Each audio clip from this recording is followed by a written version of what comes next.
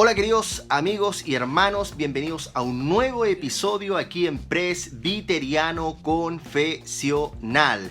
Quiero agradecerles a ustedes, queridos hermanos, claro, obvio, ustedes son los que han provocado que este canal crezca, también dan ánimo para poder seguir en esta hermosa labor, ¿cierto? Porque es una labor, un servicio de poder traer ciertos temas ante ustedes para que también ustedes se animen a estudiar más profundamente la palabra de Dios, estudiar un poco más de ¿qué? De teología, ¿cierto? Que hoy es muy, pero muy necesario, queridos hermanos. Estamos a punto de terminar este año y comenzar un nuevo año, queridos hermanos. Este año hemos pasado por muchas cosas. Bueno, desde el año pasado aquí en Chile, con este estallido antisocial, después la pandemia, queridos hermanos, cuarentenas, personas que han quedado sin trabajo. Fui uno de los que quedó sin trabajo 5 meses, queridos hermanos. O sea, han pasado varias cosas. Una de ellas es el que hoy, y como lo dije en un video anterior, estoy sin congregación, sin denominación, por distintos motivos, etcétera, etcétera, queridos hermanos. Pero aún así, creo que debemos agradecer al Señor por todo lo que Él nos da, porque Él nos bendice a pesar de todo, porque Dios es un Dios bueno, queridos hermanos. Así que también quiero seguir animándoles a que se suscriban, a que sigan este canal, pero por sobre todo eso, ¿cierto? A que sigamos buscando más profundamente el rostro o la presencia, mejor dicho, de nuestro Señor. Así que, queridos hermanos, este ha sido como la breve introducción de este capítulo, donde vamos a hablar sobre un tema que también nos ha llamado la atención últimamente. ¿Y qué tiene que ver con qué? Tiene que ver con si debemos o no debemos impartir, o se debe impartir o no se debe impartir la cena o la Santa Cena a través de ¿qué? A través de reuniones virtuales. ¿Se debe hacer? ¿No se debe hacer? ¿Está bien? ¿No está bien? Y para eso debemos definir ciertas cosas, el culto público y también qué es el sacramento de la cena del Señor, queridos hermanos. Así que comenzamos un nuevo episodio aquí en Presbiteriano Confesional. Bueno, y este episodio lo pidieron ustedes, queridos hermanos, porque hice una encuesta y allí ha ganado este tema. Así que comenzamos este nuevo episodio y recuerda suscribirte a mi canal si acabas de ingresar, también compartir el material y si buscas, mira, esto se me dio porque esto siempre lo hago. Y si buscas buena teología, teología reformada, buenos libros, busca a mi hermano de Neuma Literatura, queridos hermanos. Lo puedes encontrar en Facebook como también en Instagram. Y también a mi hermano de librería Un Camino. Mi hermano va a traer muy buenos libros. Ve a su página, ve a su perfil y vas a ver la tremenda obra que mi hermano va a traer a mediados de enero, creo. Así que, bueno, yo ya me apunté con algunos, debo decirlo. Así que ve tú por los tuyos. Neuma Literatura, mi hermano de Un Camino, allí en Facebook. Así que comenzamos un nuevo episodio aquí en ¿dónde? En Presbiteriano Confesional.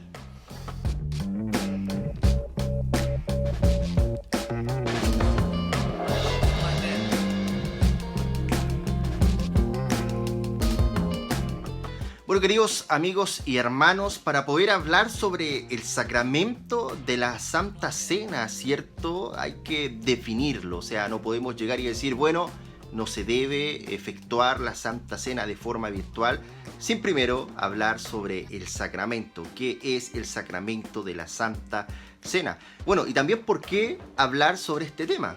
Y bueno, específicamente estamos hablando sobre este tema porque hice una encuesta y ganó este tema en específico, pero también por algo que es relevante, algo que creo que nos ha afectado a todos, te ha afectado a ti, me ha afectado a mí, ha afectado a varios hermanos, ¿cierto? De distintas denominaciones, ¿cierto? Donde los cultos, lamentablemente, por esta situación de pandemia, esta situación de confinamiento, hemos tenido que estar allí congregándonos de forma virtual, pero a la vez, en algunos lugares, se ha estado impartiendo la Cena del Señor de forma virtual, y en sus casas los padres la administran. ¿Está bien aquello? ¿Se debe hacer? ¿No se debe hacer? Es algo de lo que voy a hablar hoy brevemente, así que les insto a estar atentos, queridos hermanos. Bueno, y primero, para poder comenzar con este tema, les quiero recordar que en el video anterior, en el video pasado, estuve hablando también sobre un tema que es muy importante, el congregarnos. Nos debemos congregar, no nos debemos congregar. Y también allí está incluido el tema sobre las reuniones virtuales. ¿Debemos, no debemos hacerlo? ¿Es un culto, no es un culto? Claramente creo que no es un culto de la forma pública en la que debería hacerse, y también suceden cosas que no deberían suceder y cosas que hacen falta, ¿cierto? O sea, hay cosas que hacen falta que no pueden suceder dentro de un culto virtual. Necesitamos la comunión entre hermanos, necesitamos estar juntos allí en el culto público, adorando a nuestro Dios. Por lo tanto, este tema también va de la mano, creo yo, queridos hermanos, y también debemos conversarlo, debemos meditarlo. Y también esto de lo cual voy a hablar hoy también proviene de una duda de un hermano que me hizo de forma privada, en la cual hoy intento poder darle respuesta a esto, queridos hermanos. Así que vamos a comenzar sobre este tema, y como es de costumbre, como se llama el canal Presbiteriano Confesional, vamos a ir directamente a la confesión de fe de Westminster para poder definir la cena o la Santa Cena, queridos hermanos, este sacramento. Y pongan atención, esto dice así. Capítulo 29 de la Santa Cena, párrafo 1, dice así. Pongan atención, queridos hermanos. Nuestro Señor Jesús, la noche en que fue traicionado, instituyó el sacramento de su cuerpo y sangre, llamado la Santa Cena. Este sacramento debe ser observado en su iglesia hasta el fin del mundo, con el propósito de conmemorar perpetuamente el sacrificio de sí mismo en su muerte, para sellar en los verdaderos creyentes todos los beneficios de la misma, para su nutrición espiritual y crecimiento en él, para mayor compromiso en y hacia todas las obligaciones que a él le deben, y para hacer un lazo y una garantía de su comunión con él y de los suyos con los otros como miembros de su cuerpo místico. ¿Ok?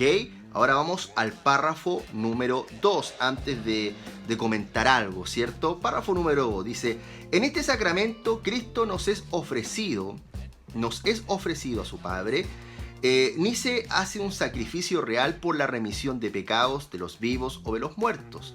Es solamente una conmemoración de aquel único ofrecimiento de sí mismo y por sí mismo en la cruz, una sola vez para siempre, y es una ofrenda espiritual a Dios de la mayor alabanza posible por tal sacrificio, queridos hermanos. De tal manera que el sacrificio papal de la misma, como ellos la llaman, es la injuria más abominable al único sacrificio de Cristo, que es la única propiciación por todos los pecados de sus elegidos.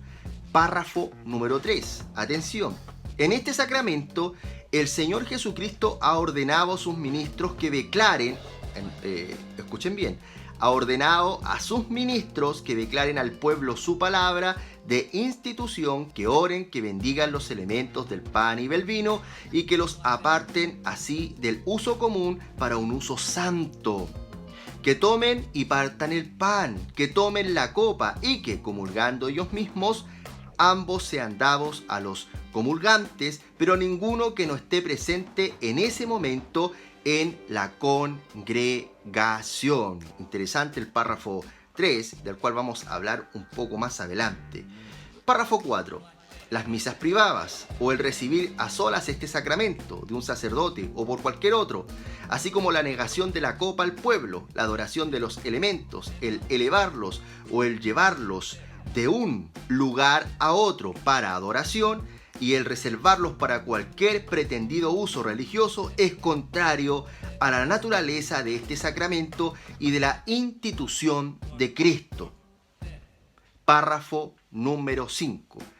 En este sacramento los elementos externos, debidamente separados para los usos instituidos por Dios, tienen tal relación con Cristo crucificado como si verdaderamente fuesen el cuerpo y la sangre de Cristo, aunque los son solo sacramentalmente y se les llaman a veces por el nombre de lo que representan.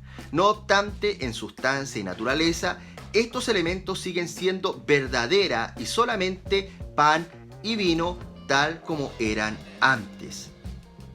Nos vamos a saltar el párrafo 6 y vamos a pasar al párrafo 7. Los recipientes dignos, al participar externamente de los elementos visibles de este sacramento, en ese momento también participan interiormente por la fe, real y verdaderamente, aunque no carnal y corporalmente, sino espiritualmente. Reciben y se alimentan del Cristo crucificado y de todos los beneficios de su muerte. Por lo tanto, el cuerpo y la sangre de Cristo no están carnal y corporalmente con o bajo el pan y el vino, sino que están real pero espiritualmente presentes en aquella ordenanza para la fe de los creyentes, tal como los elementos lo están para sus sentidos externos. Y por último, el párrafo 8, atento queridos hermanos, dice esto: aunque los ignorantes y los malvados reciban los elementos externos de este sacramento, sin embargo, no reciben la cosa significada por medio de esto. Más bien, al participar de ellos indignamente, son culpables del cuerpo y de la sangre del Señor para su propia condenación. Por esta razón, todas las personas ignorantes e impías, puesto que no son aptas para gozar de la comunión con Él, son también indignas de la mesa del Señor y mientras permanezcan en tal condición, no deben, sin cometer un gran pecado contra Cristo, participar de estos santos misterios, ni deben ser admitidos a ellos. Esto podría ser, queridos hermanos, una definición, queridos hermanos, de la Santa Cena a partir de la confesión de fe de Westminster. Ahora vamos al asunto, queridos hermanos. Allí en el párrafo 4 dice algo muy interesante: las misas privadas por recibir a solas este sacramento de un sacerdote o por cualquier otro es contrario a la naturaleza de este sacramento y a la institución de Cristo. Volviendo a lo del video pasado, queridos hermanos, hablando sobre el culto público, ¿a qué se refería la confesión de fe de Westminster también, cierto? Al culto donde están todos congregados, culto público, queridos hermanos. Este culto público que es necesario, ¿cierto? Es allí en ese mismo culto público donde debe ejercerse o efectuarse, mejor dicho, este sacramento de la Santa Cena, no de forma virtual, no de forma apartada, y mucho menos que el padre de familia o cualquier otro imparta este sacramento a los demás. ¿Por qué? Porque hay varias cosas que pueden suceder allí: ignorancia, cómo está el estado espiritual, etcétera, etcétera, liviandad al tomar este sacramento. Una anécdota: hace un tiempo atrás estaba en una denominación, en una congregación particular, donde se impartió este sacramento de la Santa Cena, y de un momento a otro una hermana, teniendo a su hija más pequeña, estoy hablando de una niña como de 6 años en ese momento, llamó a otra hermana que estaba atrás y le dijo: hermana, tráigame por favor el pan y el vino, ¿cierto? Y esta hermana tomó el pan, tomó el vino, ¿y qué hizo? Se lo administró a su hija pequeña. Creemos, y creo yo, que eso es totalmente incorrecto y contrario a lo que hemos creído, ¿cierto? Que no se les debe impartir la Santa Cena a los niños. Eso no debe ser así. Debe haber una conciencia, debe haber un entendimiento de lo que tiene que ver la Santa Cena, queridos hermanos. Y eso es algo delicado, algo que se debe entender y también se debe administrar de una forma piadosa y con temor del Señor. No es algo así tan liviano como, bueno, tráiganme, como dijo un hermano hace un tiempo atrás, bueno, no había vino y no había pan, entonces Coca-Cola y galletas de agua o un pedazo de churrasco.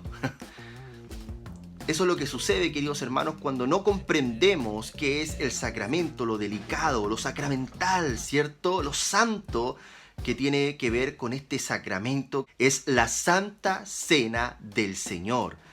Así que, bueno, ahora vamos a ver un poco qué es lo que dice el Catecismo de la Confesión de Fe de Westminster con respecto a la Santa Cena. Pregunta 169 del Catecismo Menor de Westminster. Dice así: ¿cómo ha establecido Cristo que sean dados y recibidos el pan y el vino en el sacramento de la Santa Cena?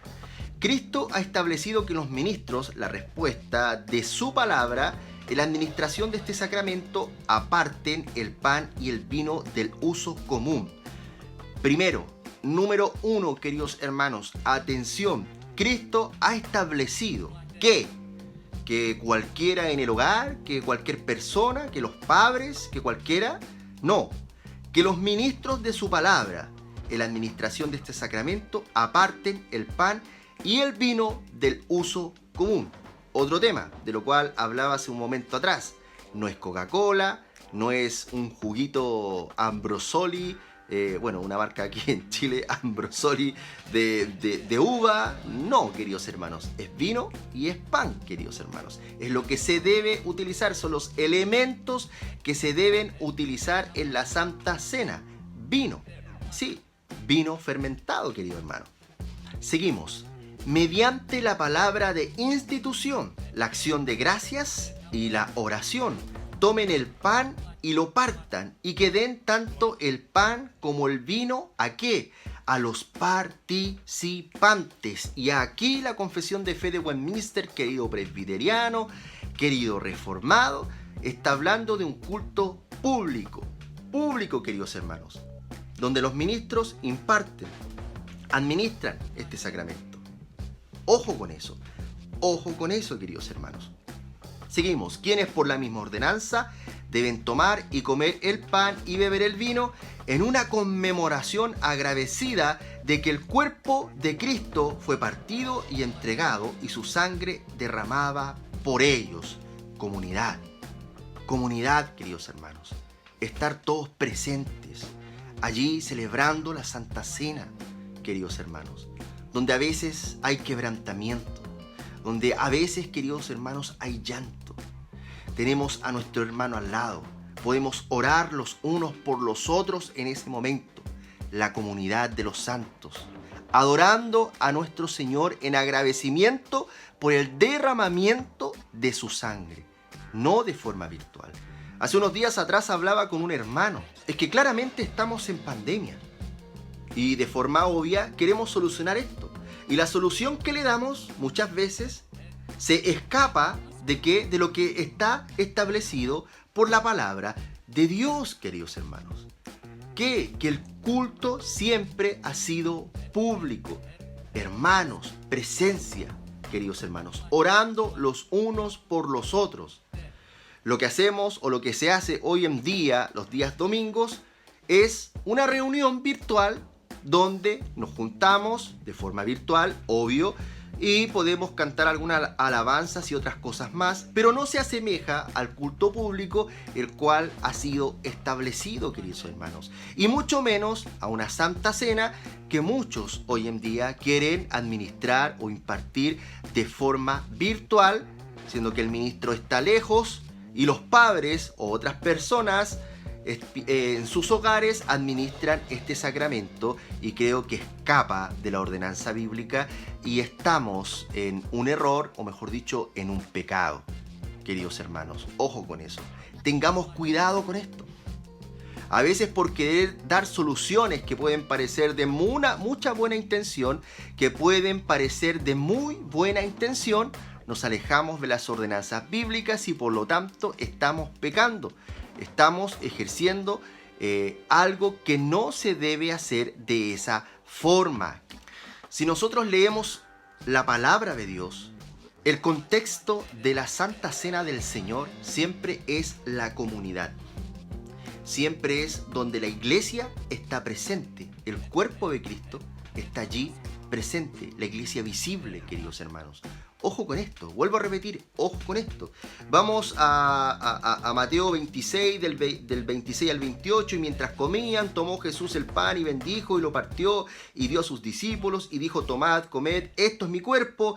Y tomando la copa y habiendo dado gracias, les dio, diciendo: bebed de ella todos, porque esto es mi sangre del nuevo pacto, que por muchos es derramada para remisión de los pecados. Después podemos ir a Lucas 22, del 19 al 20, y tomó el pan y dio gracias y lo partió y les dio, diciendo: este es mi cuerpo, que por vosotros es dado, haced esto en memoria de mí.